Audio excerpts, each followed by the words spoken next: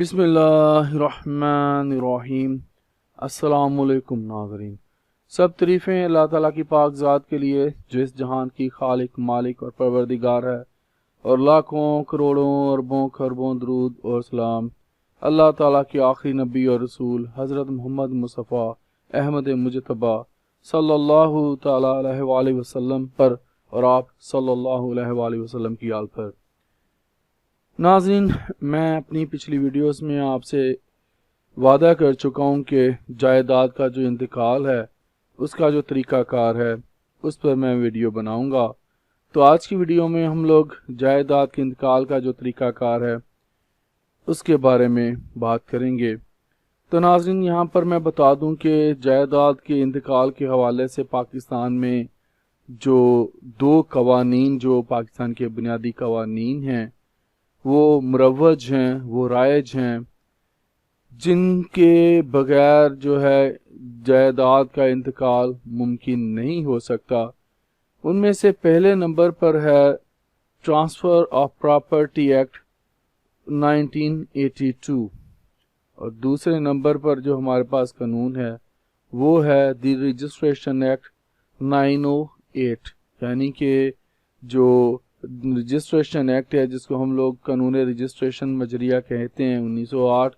और जो हम लोग कहेंगे इंतकाल जायदाद मजरिया 1982, ये दो कवानीन हैं। तो इसके इंतकाल का जो तरीक़ाकार है उसमें थोड़ा सा आपको यहाँ पर जो हमारा कानून रजिस्ट्रेशन है उसका एक सेक्शन है 17, उसको जो है उसके ज़रिए जो है जो इंतकाल की दस्तावेज़ात हैं वो रजिस्टर होती हैं।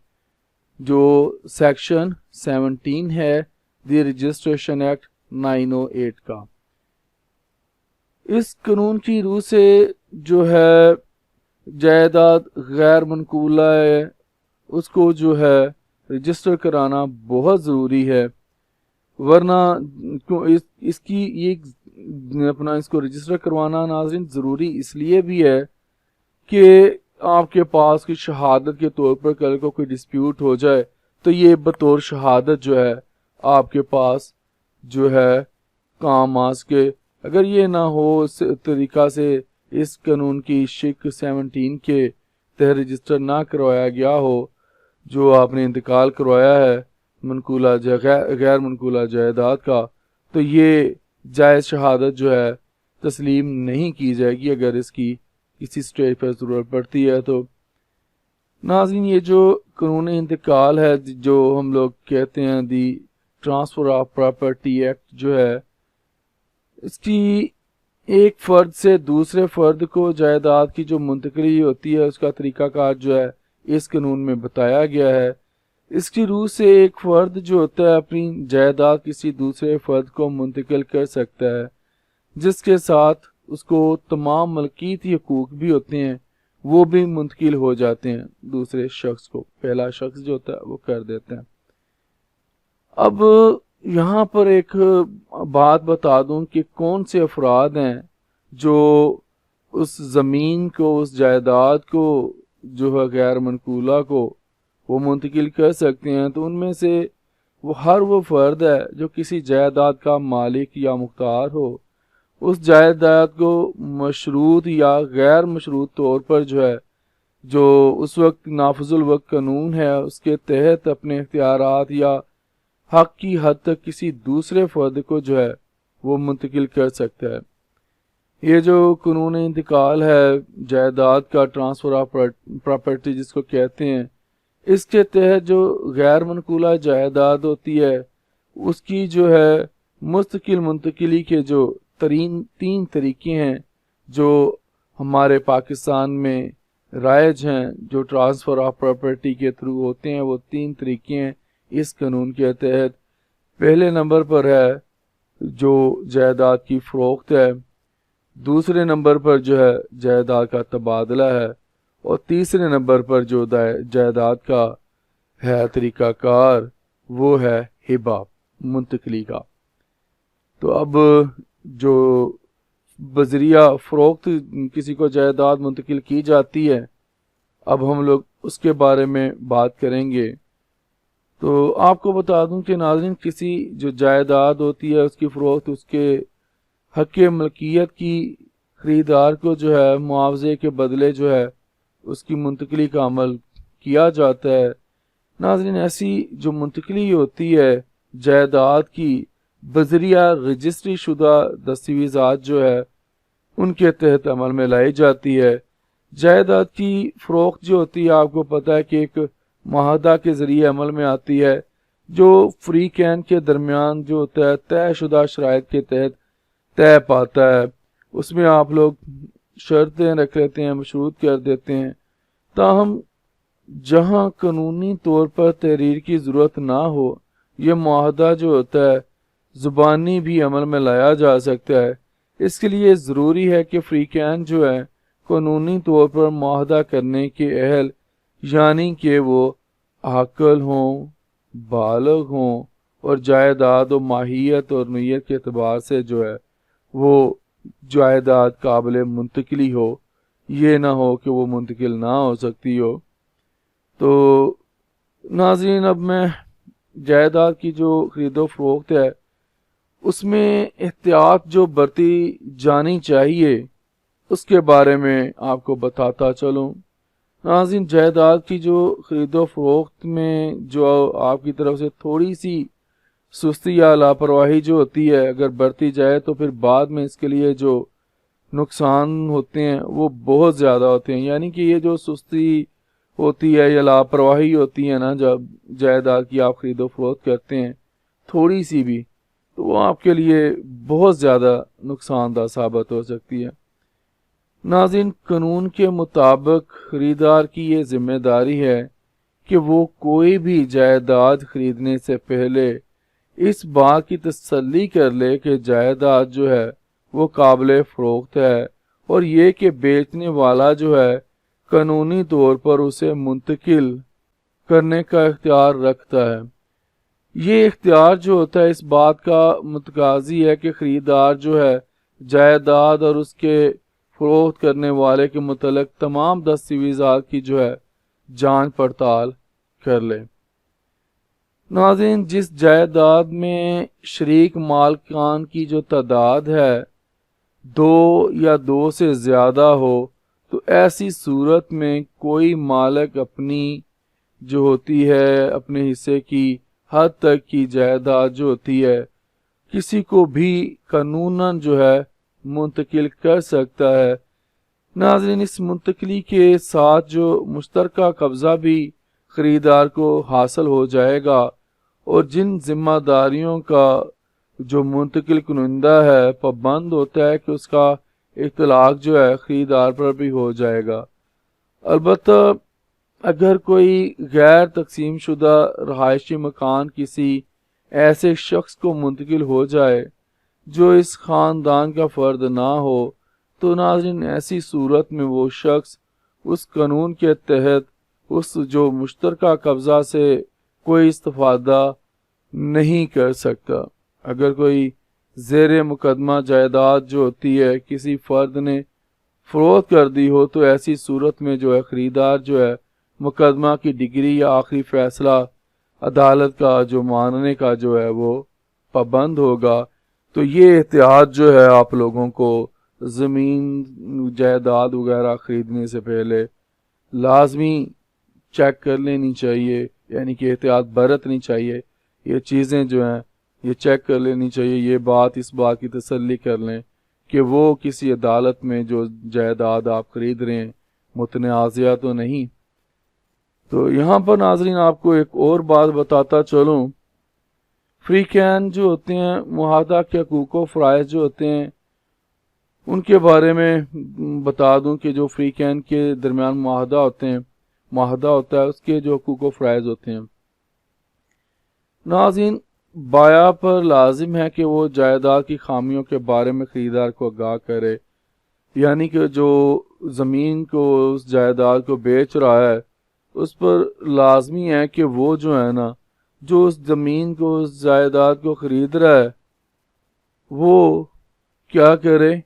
خریدار کو اس جائیداد کی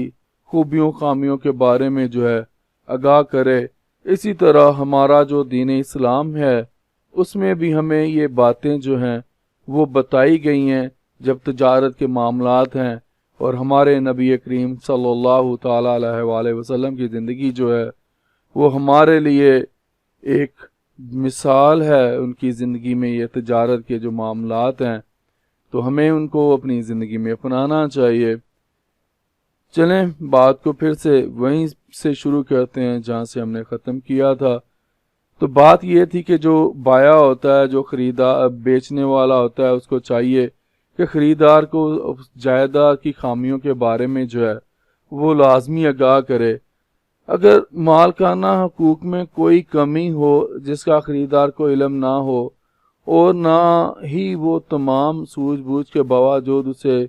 معلوم کروا سکا ہو، تو اس کا ذکر بھی جو ہے وہ بایا کو کر دینا چاہیے۔ جائیداد کے بارے میں جو متعلقہ سوالات کا صحیح جواب دینا چاہیے جو اس سے پوچھے جائیں۔ تو جائیداد کی حوالگی تک ناظرین اس کی جو زیادہ سے زیادہ جو ہے وہ حفاظت کرے، یعنی کہ اگر اس کے پاس جب تک کاغذات مکمل نہیں ہو جاتے، پیسے مکمل نہیں مل جاتے، منتقل مکمل طور پر جو ہے خریدار کے نام جائیداد نہیں ہو جاتی، تو پھر بایا کی جو ہے وہ ذمہ داری بنتی ہے، اس کا فرض بنتا ہے، کیونکہ ہم لوگ جو فریقین ہیں ان کے درمیان جو حقوق ہیں اور جو فرائض ہیں ان کے بارے میں بات کر رہے ہیں، تو اس کا بھی اس کو چاہیے کہ خیال رکھے کہ کوئی اس پر قبضہ نہ کر لے، اس کو کوئی نقصان نہ پہنچ جائے۔ تو یہ جو ہے اس کا فرض بنتا ہے بایا کا، جو بیچنے والا ہے۔ اسی طرح بایا کے متعلق یہ تصور کیا جائے گا کہ اس نے جس جائیداد کی منتقلی کا وعدہ کیا ہے وہ موجود ہے، اور معاہدہ کا مفاد جو ہے خریدار کو منتقل ہو جائے گا، اور تمام رقم کی ادائیگی کے بعد جو ہے خریدار کو جائیداد سے متعلق جو ہے تمام دستاویزات جو کہ بایا کے قبضہ میں ہوں گی وہ اس کو دے دے گا۔ بایا کا جو ہے جائیداد کا کرایہ اور منافع جائیداد کا وہ خریدار کو منتقل ہونے تک اپنے پاس وہ رکھ سکتا ہے۔ یہاں پر میں آپ کو ایک بات بتا دوں کہ جب تک کمپلیٹ اگر کرائے والی پراپرٹی ہے جہاں سے کرایہ آتا ہے جائیداد سے، یا کوئی زمین ہے جس کا کوئی ٹھیکہ وغیرہ آتا ہے، تو وہ جو اس کو ہے اس کا منافع وغیرہ جو ہے وہ اپنے پاس جو بایا رکھ سکتا ہے جب تک مکمل طور پر وہ خریدار کے نام منتقل نہیں کر لیتا، خریدار جو ہے اس کو مکمل طور پر آکوپائی نہیں کر لیتا تب تک۔ ناظرین ایک اور بات آپ کو بتا دوں کہ جائیداد کی ملکیت جو ہے خریدار کو منتقل ہونے کے بعد اس کا یہ حق ہوگا کہ وہ جائیداد سے حاصل ہونے والے تمام فوائد ہوتے ہیں وہ حاصل کرے، بشرط یہ کہ اس نے غیر مناسب طور پر جو ہے جائیداد پر قبضہ حاصل کرنے سے انکار نہ کیا ہو۔ ایسی صورت میں ناظرین جائیداد پر اس کا استحقاق جو ہے فروخت کنندہ یا اس کے تمام ورثاء کے خلاف ادا شدہ قیمت کی حد تک جو ہے وہ باقی رہے گا، اور اگر خریدار جو ہے مناسب طور پر کسی جائیداد کا قبضہ لینے سے انکار کر دے تو اس وقت وہ پیشگی ادا شدہ رقم کے علاوہ مقدمہ تمیل مختص یا منسوخی معاہدہ کے سلسلہ میں اٹھنے والے تمام اخراجات کو بھی وہ وصول کر سکتا ہے جو بایا۔ تو ناظرین ایک اب ہم لوگ دوسرے نمبر پر جو طریقہ کار ہے جو بذریعہ تبادلہ ہے، جس کو منتقلی جائیداد بذریعہ تبادلہ کہیں گے ہم لوگ۔ ناظرین منتقلی جو جائیداد کی ہے بذریعہ تبادلہ، اس میں ایک فریق جو ہوتا ہے اس کی تعریف یہ ہے کہ وہ اپنی جائیداد کے مالکانہ حقوق ہوتے ہیں نا جو وہ دوسرے فریق کے حوالے کر کے اس کے متبادل کوئی جائیداد اپنے نام منتقل کروا لیتا ہے۔ عام حالات میں غیر منقولہ جائیداد کے تبادلہ کی صورت میں زر نقد کی ادائیگی نہیں ہوتی، تاہم ناظرین ممکن ہے کہ جائیداد جو ہے کہ جس پر تبادلہ ہے جو زیر تبادلہ جو اس کی مالیت ہے اس میں کوئی بھی تفاوت جو ہے وہ ہو تو اس تفاوت کی حد تک زر نقد کی جو کسی فریق کو ادائیگی جو ہوتی ہے جائیداد کی حیثیت تبادلہ کو جو ہے وہ متاثر نہیں کرے گی۔ تو تبادلے کی صورت میں جو تبادلہ دہندہ ہوگا اور گریندا ہوگا ان کے درمیان وہی حقوق و ذمہ داریاں ہوتی ہیں جو بیع کی صورت میں فروخت کنندہ اور خریدار کی ہوتی ہیں۔ ناظرین یہاں پر یہ بھی بات بتا دوں کہ تبادلہ کی صورت میں اگر ایک فریق جو ہے اپنی ملکیتی جائیداد جس کی ملکیت میں قانونی نقص ہو دوسرے فریق کو جو ہے منتقل کر دے اور بدلے میں صاف جائیداد حاصل کر لے تو جس فریق کو نقصان پہنچا ہے وہ تبادلہ کو جو ہے منسوخ کروا سکتا ہے اور نقصان کی تلافی کا بھی وہ حقدار ہوتا ہے۔ اس طرح وہ جو اس میں سے دعویٰ کر کے اپنی جائیداد جو ہے تبادلے کی واپس کروا سکتا ہے۔ ناظرین تیسرا جو طریقہ کار تھا جائیداد کی منتقلی کا وہ ہے منتقلی جائیداد بذریعہ ہبہ۔ ہبہ کی صورت میں جو ایک فریق ہوتا ہے دوسرے فریق کو اپنی جائیداد جو ہوتا ہے رضاکارانہ طور پر منتقل کرتا ہے۔ ہبہ کرنے والے کو واہب کہتے ہیں اور جس کے حق میں ہبہ کیا جاتا ہے اسے موہوب الیہ کہا جاتا ہے۔ ناظرین ہبہ جو ہے اپنی زندگی میں کر دیتے ہیں لوگ، کچھ لوگ جو ہوتے ہیں جائیداد اولاد میں بہن بھائیوں میں اپنے مرنے سے پہلے ہی کر دیتے ہیں، لیکن مرنا پتہ نہیں کس کی زندگی کب ختم ہوتی ہے۔ وہ تو سمجھتے ہیں کہ ہم لوگ بیمار پڑ گئے ہیں، ہم لوگ بوڑھے ہو گئے ہیں زیادہ تو لہٰذا ہمارے پاس جائیداد وغیرہ ہے تو اس کو ہبہ کر دیتے ہیں، گفٹ کر دیتے ہیں، یا اپنے پسندیدہ کسی بچے کو کسی شخص کو یا لے پالک اولاد کو وہ ہبہ کر دیتے ہیں، گفٹ کر دیتے ہیں۔ تو وہ ان کو ایک مشورہ میں دوں گا کہ زندگی موت کا پتہ نہیں کس نے کب جانا ہے، جوان بھی موت کا مزہ چکھ رہا ہے، بڑھاپے میں تو یقین ہو جاتا ہے سبھی کو، بچے ہیں جو چھوٹے سے وہ بھی دنیا سے چلے جاتے ہیں، جوانی تک نہیں پہنچتے۔ تو اپنے لیے بھی کچھ نہ کچھ رکھ لیجئے گا، یہ ضروری ہوتا ہے کل کو یہ نہ ہو کہ آپ سبھی گفٹ کر دیں کسی کو اور آپ کے پاس کچھ بھی نہ رہے اور پھر آپ کی جو زندگی ہے بڑھاپے کی یا بیماری کی وہ شاید لمبی ہو جائے اور آپ کو لوگوں کے محتاج ہو جائیں اور در بدر کی ٹھوکریں کھانی پڑیں۔ تو ناظرین اب میں آپ کو جو اس کی شرائط ہیں ہبہ کی بنیادی ان کے بارے میں بتا دوں کہ ان میں پہلی شرط ہے